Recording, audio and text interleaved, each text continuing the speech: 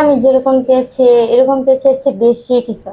আমি অন্যান্য অনেক কোচিং এর ব্যাপারে, ইনস্টিটিউটের ব্যাপারে খোঁজ নিয়েছি। তারা আসলে এত দুর্বল স্টুডেন্ট যারা, মানে তাদের দায়িত্ব আসলে নিতে চায় না। এক্স্যাক্টলি। আমি মানে শুরু থেকেই চাইছি যে আমাকে একদম আমার দুর্বলতা গুলো একদম খুব ভালোভাবে হাতে ধরে কলমে যেটা শেখায় ওইভাবে শেখাবে, এরকম আসলে। অন্য কোথাও হ্যাঁ, পাননি? পারি। এখানে কি পাচ্ছেন? হ্যাঁ, পাচ্ছি। আচ্ছা। সবকিছুই অনেক ভালো। টিচার, ম্যানেজার, সবার ব্যবহার, কথাবার্তা আমার কাছে অনেক ভালো লাগে, অনেক ফ্রেন্ডলি। আমি মনে করি ট্যালেন্ট একটা সব টিচার, ম্যানেজমেন্ট সবকিছু অনেক ভালো। So hello dear listeners, how are you all? This is Tamanna Akhtar. I'm from Talent Hut Gazipur branch. So today I'm with one of my beautiful student, Miss Mim. So how are you doing today, Miss Mim? I'm fine. What about you? Yeah, I'm also fine. So what is your full name? My full name is Srifat Sanjida Mim. You can call me Mim. Right. So you have completed your level 0, right? Yes. So বলেন এখন কেমন কাটলো আপনার level 0, কিরকম হয়েছে আপনার in total? ভালো।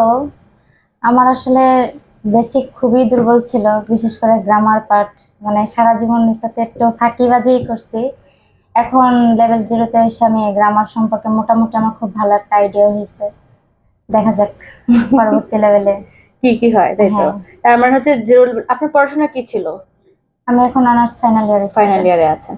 ওকে, তার মানে স্কুল লাইফে হচ্ছে গ্রামার পড়া হয়েছে, বাট একটু ফাঁকিবাজি করা হয়েছে, রাইট? হ্যাঁ, মানে এত রুলস, এত কিছুটা আসলে মুখস্থ করে মনে রাখতে পারতাম না, এর জন্য এটা আমি সবসময় একটু অ্যাভয়েড করছি। এখন এসে বুঝতে পারছি যে আসলে এটা ঠিক হয় না। আচ্ছা, তো এখন বলেন এখানে কোর্স করার পর আপনার গ্রামারটা কেমন লাগছে? এখন তো অনেক ইজি লাগে। এত ইজি আসলে আমার কাছে কখনো মনে হয়নি। আর তারপরে পরবর্তী লেভেলে হয়তো গেলে আরো ভালো করতে পারবো।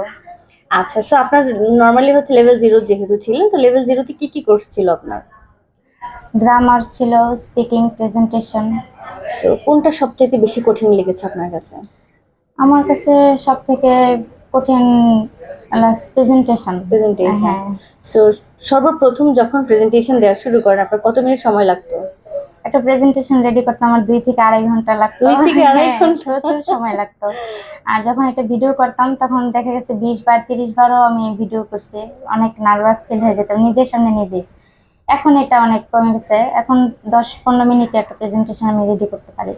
That means after completing your level 0, now you can make a video within 10 to 15 minutes, right? হ্যাঁ, yes. ওকে, সো এইটা হচ্ছে আপনার একটা বিগেস্ট ফিয়ার ছিল যেটা হচ্ছে ওভারকাম করেছেন। হ্যাঁ, সো কি মনে হয়, যেহেতু লেভেল 0 আমি বলবো না যে ইউ আপনি ফ্লুয়েন্টলি স্পিক করতে পারেন কিনা, স্পিকিং আছে, এটা আমি বলবো না, কারণ লেভেল 0 হ্যাঁ কেউ খুব দ্রুত পারে, কেউ একটু টাইম লাগে। সো আপনার কি মনে হয় ওভারঅল এখন যে পজিশনে আছেন আপনার সব প্রথমে কি সেরকম ছিল নাকি কিছুটা ইমপ্রুভ হয়েছে, বিশেষ করে স্পিকিং? হ্যাঁ, কিছুটা ইমপ্রুভ হয়েছে। আগে মানে কথা বলতে গেলে গ্রামারের দিকগুলো অনেক ভুল হতো, এখন তো পাস্ট, প্রেজেন্ট, ফিউচার এসব বিষয়ে আমি মানে আইডিয়া করে বলতে পারি কথা। এই জিনিসটা আগে পারতাম না। আচ্ছা, তো ভিডিওগুলো আপনার যেহেতু প্রেজেন্টেশনগুলো নিজে মেক করেন নাকি হচ্ছে গুগল থেকে হেল্প নেন? না, আমি নিজে মেক হ্যাঁ, করেন। নিজে তার মানে এখন হচ্ছে সুন্দর করে গ্রামার রুলস গুলো মেনটেন করে আপনি বিভিন্ন প্রেজেন্টেশন তৈরি করতে পারেন। যাক, তাহলে হচ্ছে এই জন্য হচ্ছে আপনার সময়টা খুব কম লেগেছে। আচ্ছা, আমাকে একটা কথা বলেন তো, আপনি ট্যালেন্টের খোঁজ পেয়েছেন কিভাবে? আমি আসলে ফেসবুকে মানে খোঁজ নিচ্ছিলাম আমার বাসা থেকে কাছাকাছি কোনটা আছে। তো হঠাৎ করে আসলে ট্যালেন্ট হাটে অ্যাড আমার সামনে চলে আসে। এরপর আমি ডিরেক্ট অফিসেই আসি, আসার পরে কথা বলি, কথা বলার পরে আমার ভালো লাগছে সবকিছু, এরপর ভর্তি হই। আচ্ছা, সো এখন কি মনে হচ্ছে, যেহেতু সর্বপ্রথম খোঁজ খবর নিয়ে এসেছেন, একটা ভয় তো মানুষের থাকে যে আচ্ছা এখানে যাচ্ছি এতগুলো টাকা খরচ করে যাবো, তো course is very expensive. So এখন কি মনে হচ্ছে আদৌ কি যতটুকু হচ্ছে আপনি চেয়েছেন সেরকম পেয়েছেন, না তার থেকে বেশি না কম? না, আমি যেরকম চেয়েছি এরকম পেয়েছি, এর চেয়ে বেশি কিছু। আমি অন্যান্য অনেক কোচিং এর ব্যাপারে, ইনস্টিটিউটের ব্যাপারে খোঁজ নিয়েছি। তারা আসলে এত দুর্বল স্টুডেন্ট যারা, মানে তাদের দায়িত্ব আসলে নিতে চায় না। এক্স্যাক্টলি। আমি মানে শুরু থেকেই চাইছি যে আমাকে একদম আমার দুর্বলতা গুলো একদম খুব ভালোভাবে হাতে ধরে কলমে যেটা শেখায় ওইভাবে শেখাবে, এরকম আসলে। অন্য কোথাও হ্যাঁ, পাননি? পারি। এখানে কি পাচ্ছেন? হ্যাঁ, পাচ্ছি। 100% স্যাটিসফাইড?